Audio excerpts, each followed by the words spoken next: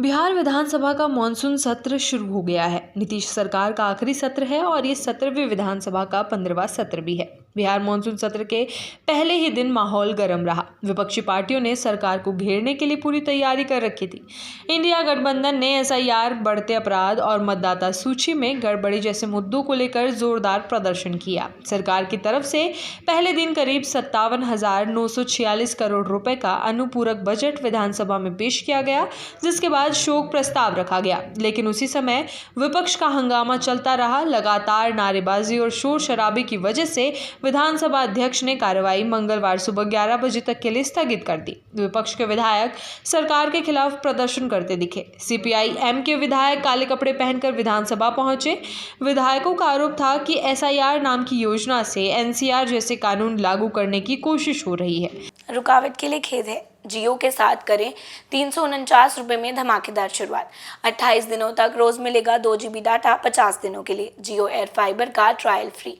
90 दिनों के लिए जियो हॉटस्टार का सब्सक्रिप्शन और 50 GB AI जियो क्लाउड स्टोरेज भी फ्री। जल्दी करें, डिस्क्रिप्शन में दिए गए लिंक पर क्लिक करें और पाएं ये धमाकेदार शुरुआत।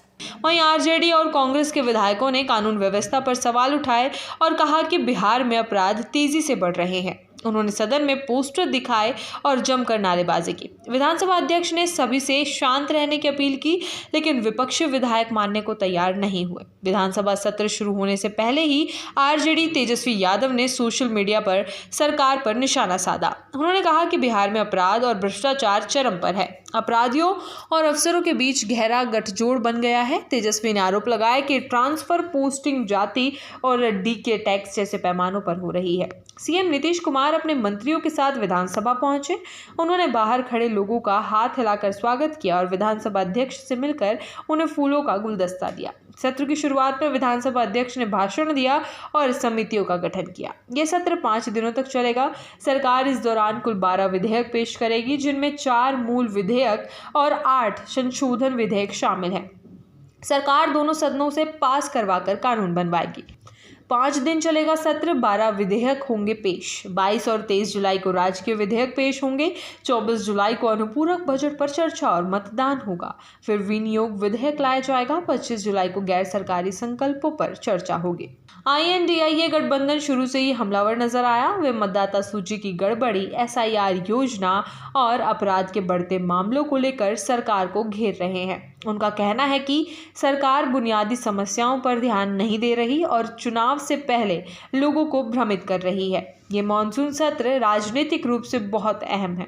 एक तरफ जहां नीतीश सरकार अपने आखिरी चरण में है, वहीं विपक्ष जनता से जुड़े मुद्दों को लेकर आक्रामक है। पहले ही दिन हंगामा हुआ और कार्रवाई स्थगित करनी पड़ी, जिससे साफ है कि आगे भी सदन में टकराव और बढ़ सकता है। नीतीश सरकार अपने आखिरी चरण में है, वहीं विपक्ष जनता से जुड़े मुद्दों को लेकर आक्रामक है। पहले ही दिन हंगामा हुआ और कार्रवाई को भी स्थगित करना पड़ा। इससे बिल्कुल साफ नजर आ रहा है कि आगे भी सदन में टकराव की स्थिति देखने को मिल सकती है।